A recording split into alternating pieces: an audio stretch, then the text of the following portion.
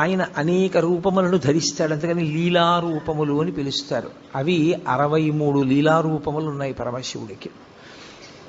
63 లీలారూపములలో అత్యంత శ్లాఘనీయమైనగా ప్రస్తుతి చేయబడేటటువంటి స్వరూపం, మనకి ఎప్పుడూ మనం దర్శనం చేసేటటువంటి స్వరూపం, ఒక చేతిలో త్రిశూలం పట్టుకుని ఒక చేతిలో ఢమరుకాన్ని పట్టుకుని ఉంటాడు. నటరాజస్వరూపంగా ఢమరుకాన్ని పట్టుకుంటాడు, ఒక్కొక్కచో శివస్వరూపంగా ఢమరుకాన్ని పట్టుకుంటాడు. ప్రధానంగా శివుడు అనేటప్పటికి పట్టుకునేది త్రిశూలం. త్రిశూలం పట్టుకుని నిలబడ్డాడు అంటే అది శివ.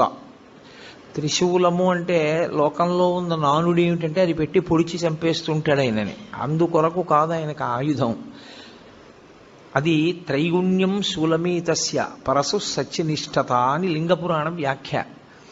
త్రైగుణ్యం శూలమేతస్య, 3 గుణములు ఆయన చేతిల యందు ఉంటాయి.